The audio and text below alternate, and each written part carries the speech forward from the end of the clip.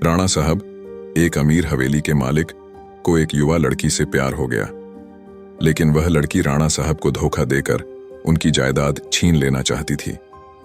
एक दिन लड़की ने अपने प्रेमी के साथ मिलकर राणा साहब को मारकर जिंदा जमीन में गाड़ दिया। राणा साहब की चीखें सुनने के लिए कोई तैयार नहीं था। मौत के समय राणा साहब ने कसम खाई, मैं किसी को नहीं छोड़ूंगा, हर प्रेमी को मार दूंगा। उनकी मौत के बाद उस जगह की कहानियां शुरू हुईं। कुछ दिनों बाद सपना और रजत वहां घूमने आए। सगाई हो चुकी थी, लेकिन शादी अभी बाकी थी। सपना बिना किसी को बताए रजत के साथ आई थी। वे उस जगह पहुंचे जहां राणा साहब को दफनाया गया था। अचानक रजत गिर जाता है और उसकी चीखें सुनकर सपना डर जाती है।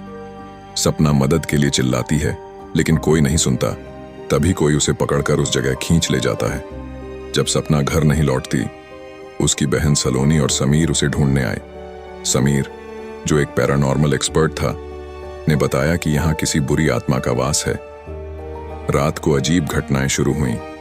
सब डर गए और भागने की कोशिश करने लगे, लेकिन राणा साहब की आत्मा ने उन्हें भी जिंदा दफन कर दिया। समीर ने कहा, हमें आत्मा को बुलाना होगा। सब ने उसकी बात मान ली। समीर ने आत्मा को बुलाने के लिए तैयारी की।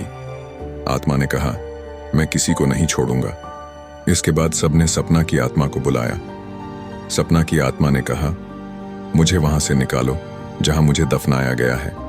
पास में माताजी का त्रिशूल है, उसी से राणा साहब की आत्मा को मार सकते हो। सलोनी ने हिम्मत दिखाते हुए त्रिशूल के पास जाने की कोशिश की।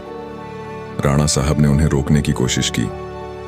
सलोनी ने त्रिशूल से वार किया और राणा साहब की आत्मा को समाप्त कर दिया। इससे सभी आत्माएं मुक्त हो गईं। अब उस हवेली से भूतिया साया हटा और सबने राहत की सांस ली।